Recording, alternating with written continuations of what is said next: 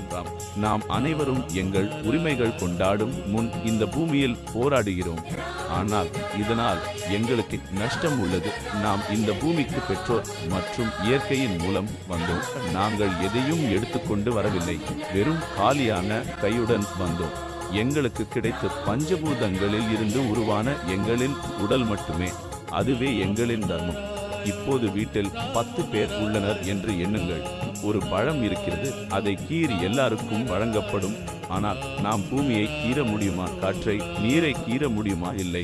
இதெல்லாம் சாத்தியமில்லை. வானம் மற்றும் இயற்கையின் மீது எங்களுக்கு உரிமை இல்லை. எங்களுடைய அக்கறை அங்கு வேலை செய்யாது.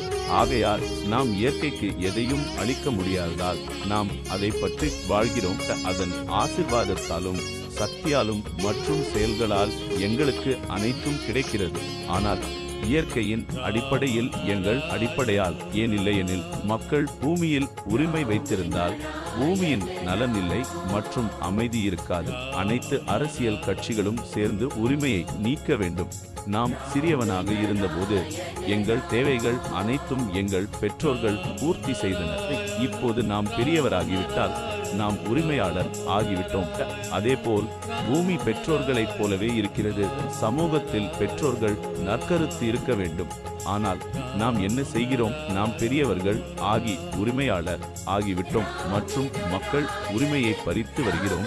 இது எல்லாம் யார் செய்ய விடுகிறார்கள்? எந்த அரசியல் கட்சி என்றாலும் அவர்கள் சமூகத்தில் ஒப்பந்ததாரராக அமர்ந்து சமூகத்தை கொள்ளையடிக்கிறார்கள். எங்கள் உடலே எங்கள் கோவில். இது ஒரு உயிரின் கோவில். எங்கள் உள்ளார்ந்தலா எங்கள் இறைவன். அவர் செயல்கள் செய்கிறார், காண்கிறார், கேள்கிறார். ஆகையால் நாம் மனிதர்களால் உருவாக்கப்பட்ட மதங்களை ஏன் நாங்கள் ஏற்கிறோம்? மதத்தின் பெயரில் எவ்வளவு செலவிடுகிறோம், வீணாக்குகிறோம். ஆனால் இதற்கான தேவையை கொண்டவர்களுக்கு ஏன் கொடுக்கவில்லை என்று இறைவன் எப்போது மக்கள் உபயோகிப்பதற்காக ஆவலோடு இருக்கிறான் என்று கூறினாரால் அவர் அனைத்து சக்தியுடையவர். அவர் அனைவரையும் உருவாக்கியவர். ஆகையால் அவர்களுக்கு நாம் ஏன் தருகிறோம்? பசிக்காக கண்ணீர் கொண்டவர்களுக்கு உணவு கொடுக்க வேண்டும். அவர்கள் தேவையை சொல்லவில்லை என்றால் நாம் அவர்களுக்கு எல்லாவற்றையும் தருவது தவறு. நாம் பொய்மையின் பிழையிலும் உண்மையான இறைவனை மறந்துவிட்டோம். இது அனைத்தும் நமக்கு என்ன வேண்டும்? இறந்த பிறகு ஒவ்வொருவரும் கணக்கேற்பவராக இருக்க வேண்டும். நம்மால் என்ன வேண்டும்? நம்மால் சிந்திக்க வேண்டும். நாம் நமது நீதியில் நாங்களே நீதிபதி. நாம் எண்ண மாட்டோம் என்றால் எப்படி வேலை செய்யும்? நாம் தவறுகளை செய்ய தொடர்ந்து இருப்போம். மேலும் மக்கள் சொல்கிறார்கள் நாம் செய்வது இந்த வாழ்வில் பழிவாங்க வேண்டும் என்று. அது சரியல்ல. அது இருந்தால் மனிதன் தனது வாழ்க்கையை வாழ முடியாது. ஒரே வாழ்க்கையில் நாம் தவறு செய்கிறோமா என்றால் அதற்கு ஒவ்வொரு வாழ்க்கையிலும் பழிவாங்க வேண்டி வரும். ஆகையால் நமக்கு இயற்கையின் அடிப்படையில் நடக்க வேண்டும். இயற்கை கற்றவர் ஒருவரையும் தேல்விவிட்டாது. ஆனால் நாம் மனிதர்கள் ஒருவரை இழந்து விடுகிறோம். நாம் என்ன செய்கிறோம் என்பதால் செல்வந்தனை செல்வந்தனாக்கி வறுமையில் உள்ளவரை இன்னும் வறுமை நிலையில் ஆக்குகிறோம்.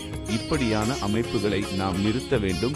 உண்மையாக இயற்கை எங்கள் மீது இரக்கமாக இருக்கிறது. நாம் அதன் இரக்கத்தின் மீது வாழ்கிறோம். ஆனால் நாம் இதை புரிந்து கொள்ளவில்லையா? எங்கள் தோல்விகள் காரணமாக இயற்கை உலுக்கு உழுகிறதாக இருந்தால் அதை ஏன் ஏற்படும்? எங்கள் தவறுகள் காரணமாக இயற்கை வதந்தியுடன் போராடுகிறதோ எனவே அநியாயங்கள் ஏற்படும். ஆனால் நாம் இன்னும் புரிந்து கொள்ளவில்லை. மேலும் தவறுகளில் தவறுகளை செய்து கொண்டு இருக்கிறோம். நமக்கு சிந்திக்க வேண்டும், ஆழ்ந்த சிந்தனை செய்ய வேண்டும். நாம் இயற்கையுடன் சமநிலை அமைத்தால் உலகிலும் மனித வாழ்விலும் அனைத்தும் சரியாக இருக்கும். இயற்கை கூட மாசுவிடாததாக மாறும்.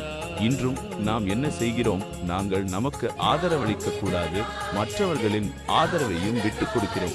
அப்போது எவனும் எங்கள் நண்பனாக மாறும். நமக்கு அனைவருக்கும் தெரியும், எங்கள் உட்பட 50,000 கோடி ஆன்மாக்கள் உள்ளன. நாம் அவர்களுடன் நட்பாக இருக்க வேண்டும் மற்றும் இயற்கையுடன் நண்பராக இருக்க வேண்டும்.